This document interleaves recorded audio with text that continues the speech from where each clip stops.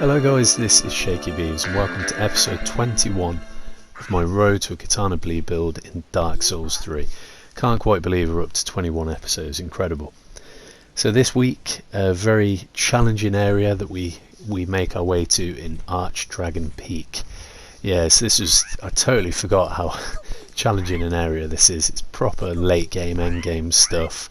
Everything wants to kill you, even the kind of mob enemies are hugely threatening and can just take you out and just kind of swarm you, and you'll see some of that in this episode, which is quite fun. But yeah, incredibly challenging area, really fun though. Obviously you have the Wyvern, the drop down kind of critical attacks, great moment. So yeah, great in design as well, just a really cool area, lots of great loot, lots of chunks, just gearing you up for what is one of the toughest fights in the game, and that is Nameless King. So let's talk about that, because that's what this episode is all about really, that fight, and I've been looking forward to it the whole time I've been doing this playthrough, to be honest. So yeah, let's break it down. For the fight itself, I just want to clarify what rings I've used. I've noticed for some of the other videos on my channel, it's always something that people are interested in hearing, you know, what rings did you use for this particular fight. So the rings I brought to Nameless King, the first one being the Hornet ring. And the reason I picked that is very specific, because that boosts your critical attacks. Now, if you know the Nameless King fight, in the first stage when he's on the back of the Drake, there's a key moment where you get a critical attack. So I want to boost that as much as possible to end stage 1 as quickly as possible, so I can go into stage 2 of Nameless King with as many Estus as possible. So obviously that's a great ring. In the second half it's even more important, because you'll get a stagger against the Nameless King, and the second half of the fight is obviously the hardest.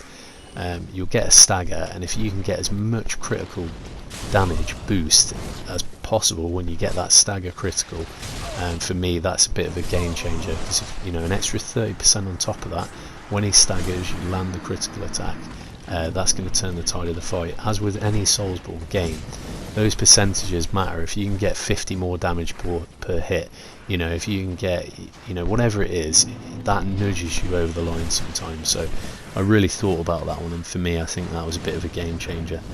Thunder Stone Plate, an obvious ring to choose, obviously increases your lightning damage. You pick it up anyway in Archdragon Peak, so it's an obvious ring you need to take into the fight, as in both stages he does huge lightning attacks. I also bring in the Ring of Favour, which you saw me slave for that ring in one of the previous episodes in Anor Londo. Really good ring. Ultimately you're getting a boost to stamina, your vitality and equip load, and I'll talk about that in a moment, how I changed my equipment. So it's basically a ring with benefits with no penalty, so why the hell not bring it in. And finally I bring in the Karthus Milk ring. Even more important to me is a dex build, because it gives me 3 points in dex for nothing, and also obscures my rolling. So really good ring for a dex player such as myself in this fight. And you know, I talked about equip load. I absolutely had to up my equip load. I had to change my armour. Yeah, I was getting took out in the armour I've used for the majority of this playthrough, and there's a little bit of laziness really. I'm not that into fashion Souls. I like to look cool, but yeah, I don't go mad thinking about armour. But for this fight I had to change it. I had to boost my lightning damage for one, and just boost my damage in general. So having the Ring of Favour obviously enabled me to do that by boosting that equipment load, which was great. So the main armour I'd recommend for this is the Fallen Knight. I've used it in previous playthroughs. So the fight itself with Nameless King, really love the fight. It's very rhythmic. Obviously, you know, I had to establish my muscle memory with it again. It took so many goes to get there, but actually it's quite a telegraphed fight in the second stage. You know, he's not mega aggressive. There's lots of pauses in between his attacks, but the attacks themselves do huge damage. He was probably 2-shotting me and I was dead. And obviously if you get staggered, which he can stagger you really easily, and he follows up with a second hit, that's it. So unless you're kind of a, you know, huge, I talked about it, heavy armor type player, yeah, you're really going to struggle. So yeah, it's finding that rhythm. If you start off on the wrong step, it's almost like a dance. If you start off on the wrong step at the start of the fight, that's kind of it really. You struggle to find that rhythm. If you find the rhythm, it's purely about having that patience and composure and keeping you cool, because it's a real threatening threatening fight at the same time, but certainly not, you know, I was thinking about this when I think about aggressive bosses.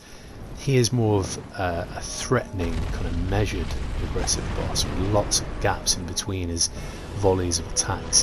Whereas you look at something like Ligarius from Bloodborne, he's relentless, his stamina is unyielding, he just seems to come for you over and over again.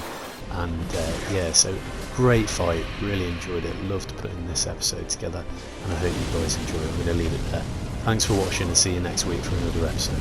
Bye.